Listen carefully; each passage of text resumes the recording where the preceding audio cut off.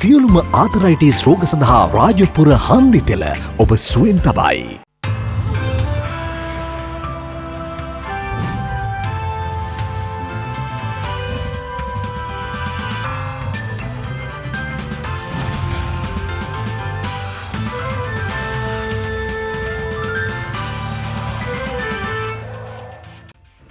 අයිබෝවන් යථාර්ථවාදීව ලෝකයේ දෙස බලන්නට සත්‍ය සිදුවීම් සම්පින්ඩනයක පුවත් දිගහැරුම ශ්‍රද්ධා රූපවාහිනී 6 ප්‍රධාන ප්‍රවෘත්ති විකාශය සමගින් මම භාග්‍ය ධනංජය කොල්ල ප්‍රථම අවධානය දවසේ ප්‍රධාන ප්‍රවෘත්ති සිරස්තල වෙත.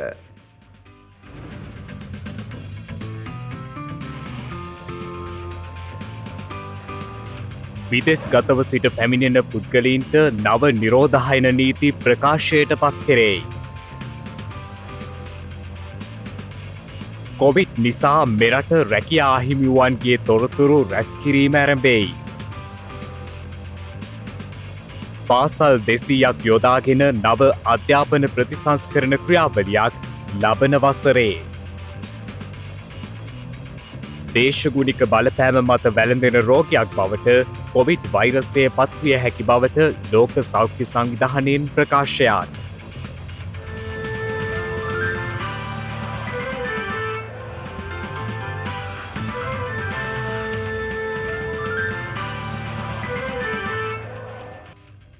විදෙස් රටවල සිට පැමිණෙන ශ්‍රී ලාංකිකයන් හා විදේශිකයන් සඳහා නව නිරෝධායන රෙගුලාසි ඇතුළත් චක්‍රලේඛයක් සෞඛ්‍ය සේවා අධ්‍යක්ෂ ජෙනරාල්වරයා විසින් නිකුත් කර තිබෙනවා. ඒ අනුව මේ යටතේ කොවිඩ් එන්නත් ලබා නොගෙන දිවයිනට පැමිණෙන මගින්ගේ හෝටල් නිරෝධායන කාලය දින 7කට අඩු කර තිබෙනවා. එලෙස පැමිණෙන මගින් පළමු දිනේදී සහ 7 වන දිනේදී PCR පරීක්ෂණයකට යොමු විය යුතුයි. එම පරීක්ෂණ දෙකෙන්ම එම පුද්ගලයන් කොවිඩ් ආසාදනය වී නොමැති බව තහවුරු වුවහොත් 7 වන දිනේදී ඔවුන් හෝටල් නිරෝධායනයෙන් මුදා හැරෙනු ඇති. දින 14ක අනිවාර්ය නිරෝධායන කාලයේ සෙසු දින ගන්න ප්‍රදේශීය සෞඛ්‍ය වෛද්‍ය නිලධාරීගේ අධීක්ෂණය යටතේ නිවෙස් නිරෝධායන යටතේ පසුවිය යුතු වනවා. මේ අතර කොවිඩ් එන්නත් ලබාගෙන සති දෙකකින් පසු දිවයිනට පැමිණෙන මගින් සඳහා වෙනස් නිරෝධායන ක්‍රියාවලියක් හඳුන්වා දී තිබෙනවා.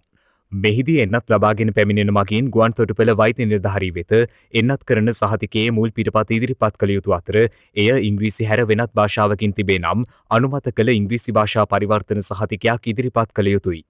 එවැනි මගින් රජයේ බලධාරීන් මාර්ගයෙන් නිරෝධායන හෝටල් හෝ මධ්‍යස්ථාන වෙත ප්‍රවාහනය කිරීමට නියමිතයි. මෙම මගින් දිවයිනට පැමිණ පැය 24ක් තුළ සෞඛ්‍ය අමාත්‍යාංශයේ අනුමත පෞද්ගලික හෝ රාජ්‍ය රසායනාගාරයක් මගින් PCR පරීක්ෂණයක් කළ යුතු වනවා. ඒ අනුව ප්‍රතිඵල ලැබීමෙන් පසු එම පුද්ගලයන් හෝටල් නිරෝධායනයෙන් මුදා හැරීමටයි නිර්දේශ කර ඇත්තේ. සිය පෞද්ගලික ප්‍රවාහන ක්‍රමයකින් ඔවුන් නිවෙස් වෙත යා යුතු අතර සිය නිරෝධායන කටයුතු පිළිබඳ ප්‍රදේශයේ සෞඛ්‍ය වෛද්‍ය නිලධාරීවරයා දැනුවත් කළ යුතු වනවා. මොවුන් එන්නත් කරණය අවසන් කර ඇති බැවින් තවදුරටත් නිරෝධායනය අවශ්‍ය නොවන බව සෞඛ්‍ය සේවා අධ්‍යක්ෂ ජෙනරාල්වරයා විසින් නිකුත් කළ චක්‍රලේඛයේ සඳහන්.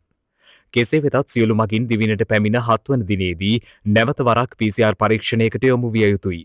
පොදු නිරෝධායන මධ්‍යස්ථාන වෙත යොමු කරන මගින් පළමු දිනේදී සහ 10 වන දිනේදී PCR පරීක්ෂණයකට යොමු කළ යුතු වනවා. එම පරීක්ෂණ දෙකෙන්ම කොවිඩ් ආසාදිතයෙකු නොවන බව තහවුරු වුවහොත් 10 වන දිනේදී නිරෝධායන මධ්‍යස්ථානයෙන් මුදා හැරෙනු ඇති. සෙසු දින 4 ඔවුන් නිවෙස් නිරෝධායනයේ සිටිය යුතු බවටයි අදාළ චක්‍රලේඛයේ දැක්වෙන්නේ. අද දිනේදී නව කොවිඩ් ආසාදිතයින් 162 දෙනෙකු හඳුනා ගැනීමත් සමග මෙරටින් වාර්තා වන සමස්ත කොවිඩ් ආසාදිතයින් සංඛ්‍යාව 89024ක් දක්වා ඉහළ ගියා. මේ අතර ඊයේ දිනේදා ආසාදිතයින් 338 දෙනෙකු හඳුනාගෙන තිබුණා. ඊයේ හඳුනාගත් කොවිඩ් ආසාදිතයින්ගෙන් 309 දෙනෙකු පෑලියගොඩ කොවිඩ් පොකුරේ ආශ්‍රිතයින් වන අතර බන්ධනාගාර පොකුරේ ආසාදිතයින් 13 දෙනෙකුද යතර වන බවයි රජයේ ප්‍රවෘත්ති දෙපාර්තමේන්තුව සඳහන් කළේ. එමෙන්ම විදේශයන්හි සිට පැමිණි 16 දෙනෙකුද ආසාදිතයින් ලෙස ඊයේ හඳුනා ගැනුණා. ඊයේ වැඩිම ආසාදිතයින් ගම්පහ දිස්ත්‍රික්කයෙන් වාර්තා වන අතර එම සංඛ්‍යාව 41ක්. මාතර දිස්ත්‍රික්කයෙන් ආසාදිතයින් 40 දෙනෙකු හඳුනාගෙන ඇති අතර කොළඹ දිස්ත්‍රික්කයෙන් ඊයේ හඳුනාගත් ආසාදිතයින් සංඛ්‍යාව 32ක්. මේ අතර කොවිඩ් මරණ 3ක් ඊයේ වාර්තා වීමත් සමග මෙරට සමස්ත කොවිඩ් මරණ සංඛ්‍යාව දැක්වෙන්නේ 537ක් ලෙසයි. මැදිරිගිරිය පොල්කස්සෝවිට සහ ආණ්ඩිකම ප්‍රදේශවලින් මෙම මරණ වාර්තා වනවා. පවතින තත්ත්වය හමුවේ පෞද්ගලික අංශයටද කොවිඩ් එන්නත් ආනයනය කිරීමට අවසර ලබා දිය යුතු බව ශ්‍රී ලංකා මහජන සෞඛ්‍ය පරීක්ෂකවරුන්ගේ සංගමේ සභාපති උපුල් රෝහණ මහතා පවසනවා.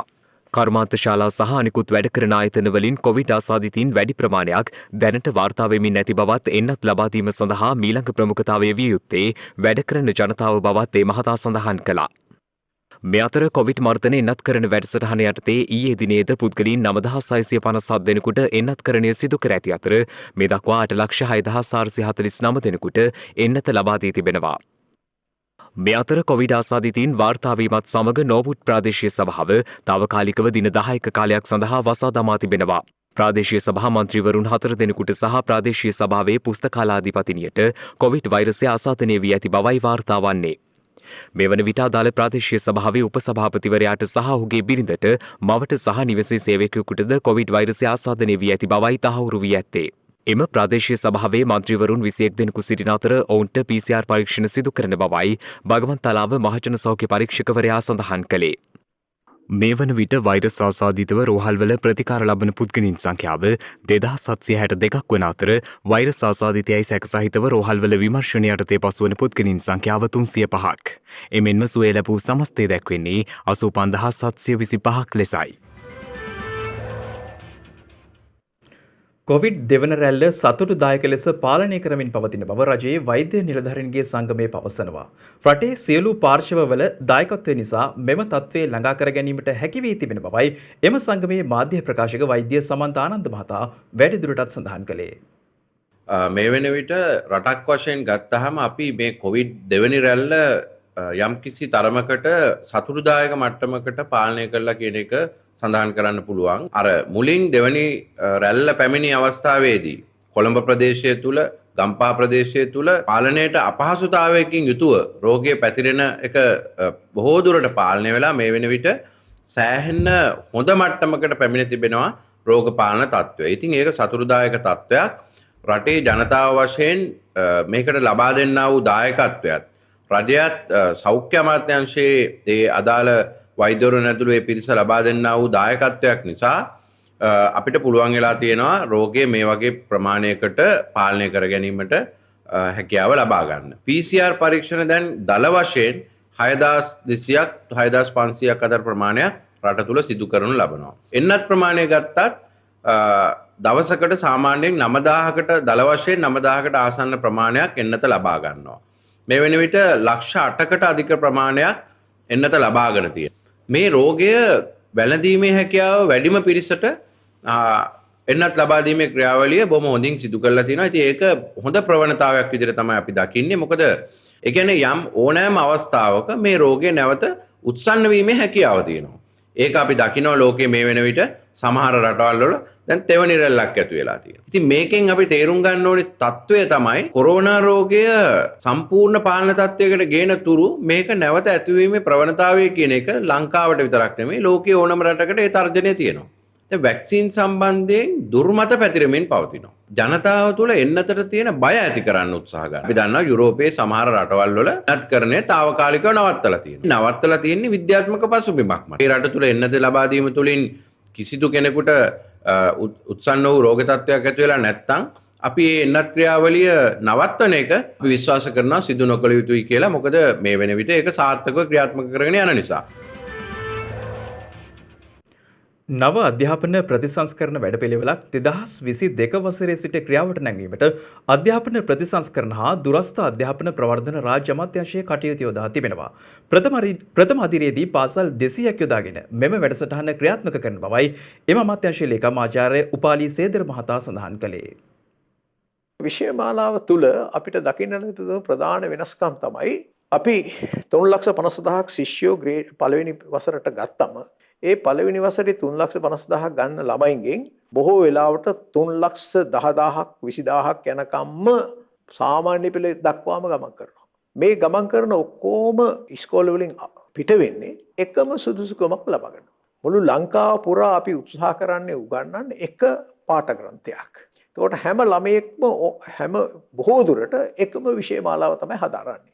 ඒක නිසා මේ අධ්‍යාපනය තුළ තියෙන එක දෙයක් තමයි මේක ඇතුලේ කිසිම විවිධත්වයක් නැහැ. ළමයෙක්ගේ හැකියාවට, දක්ෂතාවයට, ලැබියාවට අවශ්‍ය විදිහට අධ්‍යාපනය වෙනස් කරගැනීමේ හැකියාවක් ඇත්තේ නැහැ. හැම කෙනෙක්ම එකම දේ ඉගෙනගෙන එළියට එනවා. නමුත් අපි රැකියාව වෙළඳපොළට ගිහින් බැලුවම රැකියාව වෙළඳපොළ එහෙම නෙවෙන්නේ. රැකියාව වෙළඳපොළේ තියෙන අවශ්‍යතාවු විවිධයි. නමුත් ඒකට ගැළපෙන විදිහේ අධ්‍යාපනයක් අපි ලබා දෙන්නේ නැහැ කියන එක පළවෙනි දේ. ඒ නිසා අපිට ඕන වෙලා තිබෙනවා මේ අලුත් දේ කරන ප්‍රතිසංස්කරණ තුළ කොහොමද අපි විෂය මාලාව විවිධාංගීකරණය කරන්නේ. ඒකම තමයි ළමයින් තුළ නිර්මාණාත්මක බව වැඩි කරන්න ඕනේ කියන සංකල්පේ 21 වෙනි සියවසේ විශේෂයෙන්ම බුද්ධි ආර්ථිකයක් තුළ බලාපොරොත්තු වෙන දෙයක් තමයි නිර්මාණාත්මක බව.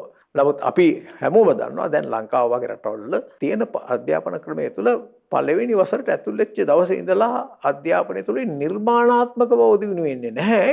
ගුරුවරයාට ඕන විදිහට ළමයා හැඩගස්සන එක තමයි කරලා තියෙන්නේ. ඒක නිසා නිර්මාණාත්මක දරුවෝ බිහි වෙන එක හුඟක් අඩු වෙලා තියෙනවා අධ්‍යාපන ක්‍රම තුළ. ඒගොල්ලන්ගේ ලැබියාවට හැකියාවට තැනක් මේක ලැබෙන්න තියෙනවා. මේ ටික අපි කොහොමද වෙනස් කරගන්නේ? එතකොට ළමයා තුළ තියෙන හැඟවිච්ච හැකියාව, ළමයා තුළ එකතු කරගත්ත දේවල් එළියට ගන්න එක තමයි මේකේ කරන්නේ. මේකට අපි කියනවා ළමයාට දැනුම ගොඩනගා ගන්න ඉඩ දෙනවයි කියලා. දැන් එතකොට කෙනෙක් හිතන්න පුළුවන් මේ සිදුවෙන විශාල වෙනස්කම පාසලේ කරන්ට මේකට ගුරුවරු සූදානම්ද කියන ප්‍රශ්නය අහන්න වෙනවනේ. මොකද ගුරුවරයා දැනට ඉන්න ගුරුවරු පුරුදු වෙලා තියෙන්නේ අර පෙළ පොතකට උගන්වන එක තමයි මූලික වෙලා තියෙන්නේ. ඉතින් මේ තත්ත්වයෙන් ආපහු දැන් ගුරුවරයා මුදා ගන්න අවශ්‍ය තත්ත්වයක් තියෙන්නේ මේ තුල. සියලුම ගුරුවරු ලංකාවේ පුහුණු කිරීමේ ක්‍රියාවලියකට ගේනවා.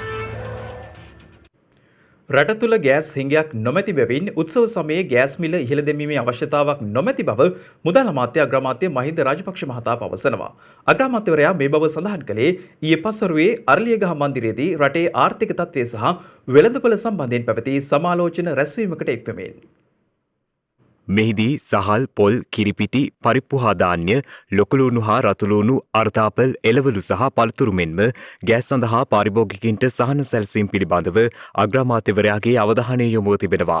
COVID-19 වසංගතයට සමගාමීව සැපයුම් ජාල අඩපණවීම, විනිමය අනුපාත වෙනස්වීම හා සහල් ඇතුළු අත්‍යවශ්‍ය ආහාර ද්‍රව්‍ය මිල ඉහළ යාමත් ගෑස් සමාගම් විසින් මිල ඉහළ දැමීම සඳහා කරනු ලබන ඉල්ලීම් පිළිබඳවත් වෙළඳ අමාත්‍ය බඳුළු ගුණවර්ධන මහතා මෙම සාකච්ඡාවේදී අවධානය යොමු කර තිබෙනවා. මෙහිදී මහබැංකුවේ ආර්ථික පරීක්ෂණාංශය වාර්තාවක් ඉදිරිපත් කරමින් COVID-19 වසංගතය සමග ගෝලීය ආර්ථිකයේ අත්‍යවශ්‍ය භාණ්ඩ මිල ඉහළ යමින් පවතින බව පෙන්වා දී තිබෙනවා. එමෙන්ම ආනයන පාලනය ලිහිල් කළහොත් වෙළඳ හිඟය වැඩි විය හැකි බවයි මහබැංකු නියෝජිතීන් පෙන්වා දී ඇත්තේ. ඒ අනුව දේශීය කර්මාන්තය නගා සිටුවීමත් දේශීය ව්‍යාපාර ශක්තිමත් කරමින් වෙළඳ භාණ්ඩ අපනයනයටත් යොමු වෙමින් විදේශ විනිමය රැස් කර ගැනීමට අවශ්‍ය බව මහබැංකු නියෝජිතීන් පැහැදිලි කර තිබෙනවා. එමෙන්ම ශ්‍රී ලංකා රේගුවේ අත්අඩංගුවට පත් සහල් මෙට්‍රික් ටොන් 3000කට ආසන්න ප්‍රමාණය සතු සහරහා ජනතාවට බෙදා දීමේ වැඩපිළිවෙලක් සකස් කර ගැනීම පිළිබඳවද මෙහිදී අවධානය යොමුව තිබෙනවා. හිටපු මහබැංකු අධිපති අර්ජුන මහින්ද්‍රන් මහතා මෙරටට ගෙන්වා ගැනීමට තුන්වන වරටත් සිංගප්පූරු නීතිපතිවරයාට කරුණු දැක්වූ බව නීතිපතිවරයා අද අධිකරණයට දැනුම් දුන්නා. 2015 වසරේ සිදු වූ භාණ්ඩාගාර බැඳුම් කර නිකුතුවේදී රුපියල් මිලියන 600ක මුදලක් වංචා කර ඇති බවට අර්ජුන මහින්ද්‍රන් ඇතුළු නඩුවේ විත්තිකරුවන් 10 දෙනාට චෝදනා එල්ල වී තිබෙනවා. එයට අදාළ නඩුව අද කොළඹ ස්ථිර ත්‍රිපුද්ගල මහාධිකරණය හමුවේ කැඳවනු ලැබුවා. ඒ චම්පාජානකී රාජරත්න දමිත් තොටප සහ නාමල් බලල්ලේ යන විනිසුරුවරුන්ගෙන් සමන්විත විනිසුරු මඩුල ඉදිරියේ. එහිදී නීතිපති දෙපාර්තමේන්තුව අධිකරණයට දන්වා සිටියේ බැඳුම් කර වංචාව සම්බන්ධයෙන් චෝදනා එල්ල වී සිටින හිටපු මහබැංකු අධිපති අර්ජුන මහින්ද්‍රන් මහතා මෙරටට ගෙන්වා ගැනීම සම්බන්ධයෙන් තුන්වන වරටත් සිංගප්පූරු රජයේ නීතිපතිවරයා වෙත කරුණු පැහැදිලි කළ බවයි. නියෝජ්‍ය සොලිසිටර් ජෙනරාල්වරයා සඳහන් කළේ ඊට සිංගප්පූරු නීතිපතිවරයාගේ ප්‍රතිචාරය ලැබෙන තුරු සිටින බවයි. එමෙන්ම මෙම නඩුවේ දසවන විත්තිකරු ලෙස නම් කර සිටින පර්පචුවල් ට්‍රෙෂරීස් සමාගමේ අධ්‍යක්ෂ මණ්ඩල සමාජිකයා මේ වන විට මැලේසියාවේ වාසය කරන බවට තොරතුරු ලැබී ඇති හේයින් ඔහුට අදාළ සිතාසිය මැලේසියාවේ ශ්‍රී ලංකා තානාපති කාර්යාලය වෙත බාර දෙන ලෙසයි ත්‍රිපුද්ගල විනිසුරු මඩුල්ල එහිදී නියෝග කළේ. නඩුව අද කැඳවූ අවස්ථාවේදී අධිකරණය හමුවේ පෙනී සිටියේ එහි විත්තිකරුවන් 2 දෙනෙකු පමණයි. කපිල වස්තුපුර ශ්‍රී සර්වඥ ධාතු පුරාණය හා රාජගුරු වස්කඩුවේ ශ්‍රී සුභූති මාහිමි ශාස්ත්‍රීය ග්‍රන්ථය ඊයේ ජනාධිපති ගෝඨාභය රාජපක්ෂ මහතාගේ සහභාගීත්වයෙන් පැවති උත්සවයකදී ජනගත කෙරුණා. ඒ බණ්ඩාරනායක අනුස්මරණ ජාත්‍යන්තර සම්මන්ත්‍රණ ශාලාවේදී කපිල වස්තුපුර ශ්‍රී සර්වඥ ධාතු පුරාණය හා රාජගුරු වස්කඩුවේ ශ්‍රී සුභූති මාහිමි පරීක්ෂණාත්මක ශාස්ත්‍රීය ග්‍රන්ථය රචනා කරනු ලැබුවේ අමරපුර සංඝ සභාවේ මහානායක අතිපූජ්‍ය වස්කඩුවේ මහින්ද වංශ නාහිමිපාණන් වහන්සේ විසින්. ඉන්දියාවේ කපිලවස්තුපුර සිට වැඩම කර දැනට වස්කඩුවේ ශ්‍රී සුභූති විහාරයේ වැඩ සිටි උතුම් නිසැක ශ්‍රී සර්වඥ ධාතුන් වහන්සේ පිළිබඳව මෙම ග්‍රන්ථයේ සඳහන් වනවා. සරණං ගච්ඡාමි.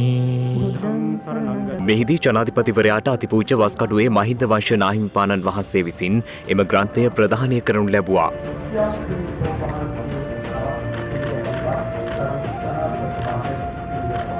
රාජකුරු ශ්‍රී සුභූති මහාවිහාරයේ නිලවෙබ් අඩවියද මෙහිදී ජනාධිපතිවරයා අතින් එළි දැක්වුණා.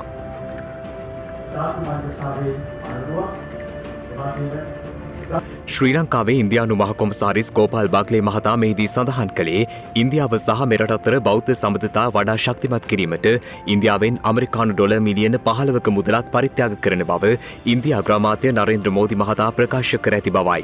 ශ්‍රී ලංකීය ජනතාවට ආශීර්වාදය ලබා දීම සඳහා පූජනීය කපිලවස්තු ධාතුන් වහන්සේලා නැවත වරක ಭಾರತයේ සිට ශ්‍රී ලංකාවට වේඩම කරවන බව මේ පූජනීය සහ සම්භාවනීය සභාවට දෙනුම් දීමට කැමැති. මෙම අවස්ථාවට රාමන්‍ය මහනිකායේ මහනායක අතිපූජ්‍ය මකුලෑවේ විමල නාහිමිපාණන් වහන්සේ මහාචාර්ය අතිපූජ්‍ය කොටපිටියේ රාහුල ස්වාමින් වහන්සේ ඇතුළු මහා සංඝරත්නය සහ ගිහි පැවිදි පිරිසක් එක්ව සිටියා. එල්ලීම් කිහිපයක් මුල් කර ගනිමින් දුම්රිය රියදුරන් සහ නියාමකවරුන් ඊයේ මධ්‍යම රාත්‍රියේ සිට ආරම්භ කර තිබූ සංකේත වැඩවර්ජනය අවසන් කිරීමට අද තීරණය කළා. ඒ අද පෙරවරුවේ ප්‍රවාහන අමාත්‍ය ගාමිණී ලොකුගේ මහතා සහ වෘත්තීය සමිති නියෝජිතයන් අතර පැවති සාකච්ඡාවකින් අනතුරුවයි. මිලියන 15ක් 20ක් අලාභයක් වුණාම ඒ අලාභයේ රියදුරු මහත්මයාගෙන් අය කරගන්න ක්‍රමයක් 2009 වෙනකම් මේ දුම්රිය දෙපාර්තමේන්තුවේ තිබිලා නැහැ. ඊට පස්සේ ඇතිවෙච්ච ක්‍රමයක් අනුව ඒ වගේ පරීක්ෂණයකදී ඒව ඇතුල් කිරීම නිසා අද දුම්රිය රියදුරු මහතුරු විශ්‍රාම යන්න ඉන්න අයට විශාල අගතියක් වෙලා තියෙන බව පේනවා. ඒ නිසා අපි තීන්දුවක් ගත්ත අපේ ලේකම්තුමාගේ ප්‍රධානත්වයෙන් වෘත්තීය සමිති නියෝජිතුත් අපේ ඉහළ පෙළේ නිලධාරි මහතුරු කොමිටියක් පත් කළා. ඒ වගේ දඩ ගහපු ඒවා පිළිබඳව නැවත අධ්‍යයනයක් කළා ඒවා කොහොමද අපි වෙනස් කරන්න කියලා කල්පනා කරනවා. ඒ වගේම දුම්රිය දෙපාර්තමේන්තුව කාලයක් තිස්සේ දුම්රිය පාරවල් වල තියෙන දුර්වලකම් හින්දා යම් යම් රියදුරු මහත්තුන්ට යම් යම් ප්‍රශ්න බැලනක තියෙනවා. ඉතින් ඒ වගේ විනය පරීක්ෂණයක් කරනකොට ඒ මාර්ගවල තියෙන අඩුපාඩු පිළිබඳවත් ඒ පරීක්ෂණයේදී සැලකිල්ලට භාජනය කරන්න කියලා ඒවා පිළිබඳව කටයුතු කරනකොට ගරු ඇමතුමා අපිට අද දවසේ පොරොන්දුවක් ලබා දුන්නා. ඒකත් එක්ක අපි ඇත්ත වශයෙන්ම ඉදිරියේදී හොඳ දුම්රිය සේවයක් යහපත් දුම්රිය සේවයක් පවත්වාගෙන යන්න සෑම පැත්තෙම කැප වෙලා කටයුතු කරනවා කියන එක මේ අවස්ථාවේදී ප්‍රකාශ කරනවා. ඒ වගේම යම් යම් අවස්ථාවලදී දුම්රිය අනතුරු වගේ දේවල් සිදු නොවෙන්න ඒ අවශ්‍ය සංවර්ධන කටයුතු නිසි ලෙස කරගෙන යන්නත් ගරු ඇමතුමා අවශ්‍ය උපදෙස් ඒ අදාළ අංශවලට ලබා දීලා තියෙනවා. ඒවා අපි බලාපොරොත්තු වෙන ආකාරයෙන් කරයි කියලා ඒ අනුව අද දවසේ මේ වෘත්තීය ක්‍රියාමාර්ගය අපි සම්පූර්ණයෙන්ම අත්හිටවනවා. සාමාන්‍ය පරිදි අද සන්ධ්‍යා කාලයේ සිට සියලුම දුම්රියන් ධාවනය කරන්න අවශ්‍ය කටයුතු කරනවා කියන එකත් මේ අවස්ථාවේදී ප්‍රකාශ කරනවා. COVID-19 වසංගතය හේතුවෙන් රැකියා අහිමි වූ පෞද්ගලික අංශීය සේවකයන් පිළිබඳව තොරතුරු රැස් කිරීමට කම්කරු දෙපාර්තමේන්තුව පියවරගෙන තිබෙනවා. COVID-19 වසංගතය නිසා රැකියාවට යාමේ අපහසුතා හේතුවෙන් අදාළ ආයතනය විසින් සේවෙන් ඉවත් කිරීම හේතුකොටගෙන හෝ වෙනත් අපහසුතා හේතුවෙන් රැකියා අහිමි වූ පුද්ගලක අංශයේ සේවයෙන් නියුතුව සිටි අය පිළිබඳව තොරතුරු රැස් කිරීමටයි කම්කරු දෙපාර්තමේන්තුව තීරණය කර ඇත්තේ. එවැනි සේවක සේවිකාවන්ට ලබාදිය හැකි යම් සහනයක් වේ නම් ඒ පිළිබඳවද ඉදිරියේ ක්‍රියාත්මක වීමේ අරමුණින් මෙම සංගණනය සිදු කෙරෙනවා. කම්කරු කොමසාරිස් ජනරාල් ප්‍රභාත චන්ද්‍රකීර්ති මහතා ඉල්ලා සිටින්නේ රැකියා අහිමි වූ අය විසින් තමන්ගේ නම ලිපිනය දුරකථනංකය සේවය කළ ස්ථානයේ ලිපිනය සේවයෙන් ඉවත් කළ දිනය එහි සේවා කාලය සහ අවසන් වරට ලැබූ මූලික වැටුප් යනාදිය පිළිබඳ තොරතුරු කම්කරු කොමසාරිස් කාර්මික සබඳතා අංශය 11 වන මහල මෙහෙවර පියස කොළඹ 5 යන ලිපිනයට යොමු කරන ලෙසයි. එමෙන්ම irlabor456@gmail.com යන ඊමේල් ලිපිනයටද තොරතුරු යොමු කිරීමේ හැකියාව පවතිනවා. එය අනුව 2021 වසරේ අප්‍රේල් 1 වෙනිදාට පෙර මෙම තොරතුරු එවන ලෙසත් වැරදිදුර තොරතුරු 0112 368 502 යන දුරකථන අංකයෙන් ලබාගත හැකි බවත් ඒ මහතා වැඩිදුරටත් සඳහන් කළා. උත්සව සමයේ සාප්පු සවාරි සඳහා යන සියලුම දෙනා නිරෝධායන රීතීන්ට අනුගතව කටයුතු කළ යුතු බව පොලිස් මාධ්‍ය ප්‍රකාශක නියෝජ්‍ය පොලිස්පති අජිත් රෝහණ මහතා පවසනවා. ඒ පිළිබඳ සොයා බැලීම සඳහා සිවිල් නැඳුමින් සැරසුණු පොලිස් නිලධාරීන්ද අනුයුක්ත කර ඇති බවයි ඒ මහතා වැඩිදුරටත් සඳහන් කළේ. ප්‍රථමයෙන්ම අපේ අවධානය යොමු වී තිබෙන්නේ නිරෝධායන රීතීන් ගැන. කොවිඩ් අවදානම තාමත් දුරු වී නැහැ. ඒ නිසා නිරන්තරයෙන්ම සෞඛ්‍ය පුරුදු අනුගමනය කරන්න. ඒ වගේම විශේෂයෙන්ම රෙදිපිලි කඩ, ඒ වගේම සාප්පු සංකීර්ණ, වෙනත් භාණ්ඩ සපයන පාරිභෝගික ආයතන, මේ සියලුම ආයතනවල හිමිකරුවන්, ඒ වගේම කළමනාකරුවන් විසින් අදාළ සෞඛ්‍ය පුරුදු වලට අනුගත වන ආකාරයට තම සේවා ස්ථාන පවත්වාගෙන යාම වැදගත් වෙනවා. නිරන්තරයෙන් අපි මේ සම්බන්ධව විමසිල්ලෙන් පසු වෙනවා. ඊට අමතරව විශේෂයෙන්ම ඔබ සාප්පු සවාරි, ඒ වගේම භාණ්ඩ මිලදී ගැනීමට යාමේදී නිරන්තරයෙන් ඔබගේ අතුරු පැදිය ගාල් කර යනවා නම්, ඔබගේ ත්‍රිරෝද රථය නවතා යනවා නම්, ඒ ආරක්ෂිත ස්ථානයක නවතා යන්න, ඔබේ මුදල් පසුම්බිය, ඔබේ අත්බෑගය ගැන සැලකිලිමත් වන්න, මහජනයා බහුලව ගැවසෙන ස්ථානයකදී ගැට කපන්නන්, ඒ වගේම විවිධ අපරාධකරුවන් එක්වරම ඔබේ මුදල් පසුම්බිය නැත්නම් අත්බෑගය පැහැර ගන්නට පුළුවන්. මේ කාරණා ගැනත් නිරන්තරයෙන් අවධානය යොමු කරන්න. විශේෂයෙන්ම අපි කොළඹ බස්නාහිර පළාත ආශ්‍රිතව මේ දිනවල නිරන්තරයෙන් මේ රාජකාරී සඳහා නිලධාරීන් යොදවීමට බලාපොරොත්තු වෙනවා. ඒ වගේම සිවිල් ඇඳුමින් සැරසුණු පොලිස් නිලධාරීන් සියලුම මහජනතාව බහුලව ගැවසෙන ස්ථානවල යෙදවීමට බලාපොරොත්තු වෙනවා. ලබන සතියේ සිට සිංහල අලුත් අවුරුද්ද අවසන් වන කාලය තුල විශේෂ රථවාහන වැඩපිළිවෙලක් වගේම විශේෂ ආරක්ෂණ වැඩපිළිවෙලක් කොළඹ නගරය, තදාසන්න ප්‍රදේශ, බස්නාහිර පළාත, ඒ වගේම ලංකාවේ අනිකුත් ප්‍රදේශවල තියෙන ප්‍රධාන නගර ආශ්‍රිතව ක්‍රියාත්මක කිරීමට බලාපොරොත්තු වෙනවා. ජයග්‍රහණය අභිහස සිටියේදී ජයග්‍රහණය පිළිබඳ තැකීමක් නොකර සිදු කළ ජයග්‍රාහී කතාවක් මේ. ඔහුගේ ක්‍රියාව අවසානයේදී ජයග්‍රහණයේ වටිනාකම යථාර්ථවාදීව පෙන්වා දෙනවා. 1905 වර්ෂයේදී ඕස්ට්‍රේලියාවේ සිඩ්නි නුවර උපත ලැබූ හෙන්රි රොබර්ට් පියර්ස් ජනප්‍රිය වන්නේ ඔරු පැදීමේ තරගිසව්වල දක්ෂතා දැක්වීම නිසා. 1920 සහ 1930 වර්ෂයන්හිදී ඔහු ඔරු පැදීමේ තරගයේදී ලෝකයේ ආධිපත්‍යය දැරූ අතර ක්‍රීඩාවේ රසිකයින් අතර අතිශයින්ම ජනප්‍රිය වූයේ විරුද්ධවාදීන් ඉදිරියේ ඔහුගේ හැසිරීම සහ ඔහුගේ යහපත් පෞරුෂය හේතුවෙන්. 1928 ඇම්ස්ටර්ඩෑම්හි පැවති ගිම්හාන ඔලිම්පික් උළෙලේදී ස්ටෝලන් නැලේ පැවති ඔරු පැදීමේ ඉසව්වෙහි සුවිශේෂී සිදුවීමක් දක්නට ලැබුණා. පැවතුනේ අර්ධ අවසන් පූර්ව තරඟවටය. අර්ධ අවසන් පූර්ව තරඟවටයට පියස්ගේ ප්‍රතිවාදියා වූයේ ප්‍රංශ ජාතික වින්සන්ට් සෞරීන්. සෞරීන් සිය වෘත්තීය ජීවිතය තුළ ජාතික ශූරතා 9ක් සහ යුරෝපීය ශූරතා 3ක පදක්කම් දිනාගත් කෙනෙක්. කෙසේ වුණත් මෙම තරගයේදී සෞරීන් අභිබවා පියස් සිටියේ ඉදිරියෙන්. අර්ධවසන් පූර්ව තරගයේ අතරවාරයේදී ප්‍රේක්ෂකින්ගේ යම් යම් ඇඟවීම් පියස්ට දක්නට ලැබුණා. එයින් සංඥා කෙරුණේ ඔහු පදවන ඔරුව පිටුපසින් යම් දෙයක් ඇති බව. පියස් පිටුපස හැරී බලන විට දැකගන්නට හැකි වුණේ තාරාවන් සමූහයක්. එම තාරාවන් එක් කොනක සිට අනෙක් කොනට හෙමින් ගමන් කරන ආකාරය පියස් දැක්කා. සිදුවනේ කවුරුත් නොසිතුව දෙයක්. තමන්ගේ ජයග්‍රහණය පෙනිපෙනී ඔහු නතර වුණා. ගමන් කරමින් සිටි තාරාවන්ට එතර වන්නට ඔහු ඉඩ ලබා දුන්නා. යම් කාලයක් ඔහුට ඒ වෙනුවෙන් බලා සිටින්නත් සිදු වුණා. තාරාවන් ඉවත්ව ගිය පසු ඔහු යළිත් තරගයට අවතීර්ණ වුණා. ජයග්‍රහණයේ බලාපොරොත්තුද නොමැතිව නැවතී සිටි ඔහු යළිත් වේගයෙන් ඔරුව ධාවනය කරන්නට වුණා. අවසානයේදී ඔහු අවසන් තරගයට තේරීපත් වනවා. ඒ නතර වුණ මොහොතේදී ඔහු පසුකර ගිය සැම පසුකර යමින්. අවසානයේදී ඔහු නැවතුනේ තරගයේ රන් පදක්කම හිමි කර ගනිමින්. ඒ නව වාර්තාවක්ද සමගින්. ඉන් වසර 4කට පසු ලොස් ඇන්ජලිස්සිදී සිය ශූරතාව රැකගත් ඔහු නැවතත් ඔලිම්පික් උළෙලේදී එකම ඉසව්ව ජයග්‍රහණය කළ පළමු ඕස්ට්‍රේලියානු ජාතිකයා ලෙස පත්වෙමින්ද වාර්තාවක් පිහිටවනු ලබනවා. ජීවිතයේ අත්‍යවශ්‍ය දෙය ජයග්‍රහණය නොව යහපත්ව සටන් කිරීමයි. අවසානයේදී යහපත් සටන ජයග්‍රහණය වෙත ඔබව රැගෙන යාවී. ජයග්‍රහණය වෙනුවෙන් ඕනෑම දෙයක් කරන්නට පෙළඹෙන සමාජයක ජයග්‍රහණය පෙනිපෙනී පරාජය ලබනවා යයි දැන කුඩා දෙයක් වෙනුවෙන් නතර වූ පියස්ගේ ජයග්‍රහණය ඔලිම්පික් රන් පදක්කමකටත් වඩා සුදිලෙන්නේ සැබෑ ජයග්‍රහණයේ කිරුළ කුමක්දැයි සැමට පහදා දෙමින්.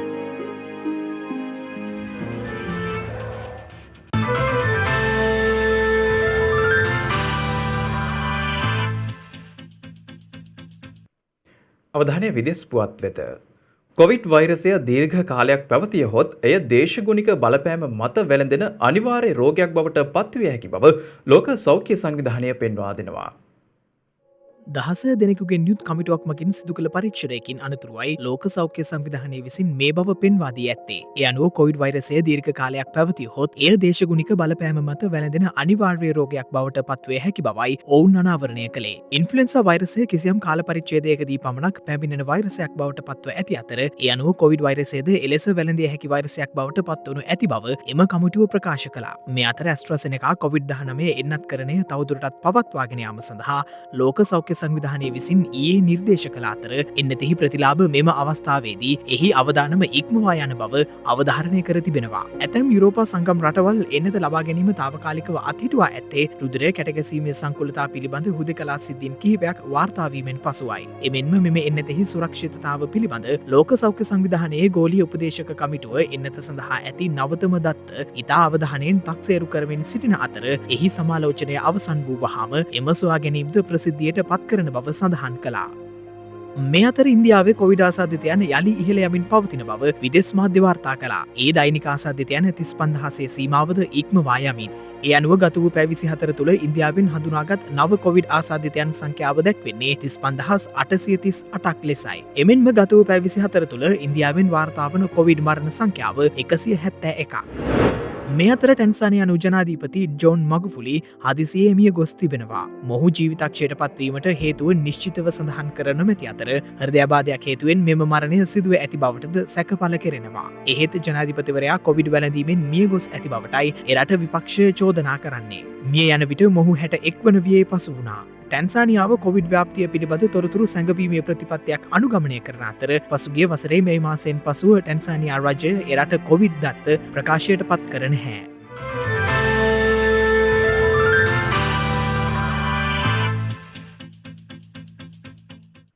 දිනක සටහන් නිමවන්නට මත්තෙන් හෙට දවසේ වැදගත්කමටයි මේ අවධානය.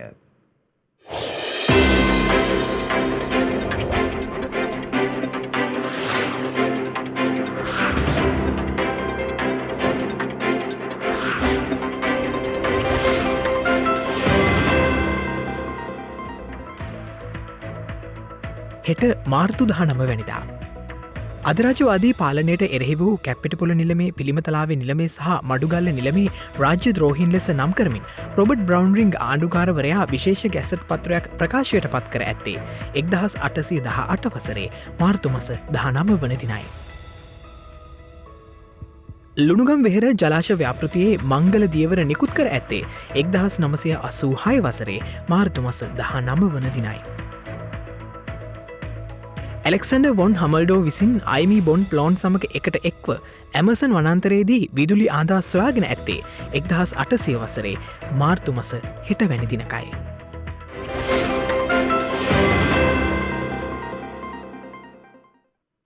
ඒත් සමගින් ශ්‍රද්ධා රූපවාහිනී ප්‍රධාන ප්‍රවෘත්ති විකාශය නිමවට පත්වෙනවා. හමුවෙමු හෙටත් සවස 6:30ට. තෙරුවන් සරණයි. නමෝ බුද්ධාය. මෙවැනි වැදගත් පුවත් නැරඹීම සඳහා ශ්‍රද්ධා TV News YouTube channel එක subscribe කර සීනුව සලකුණ වන්න.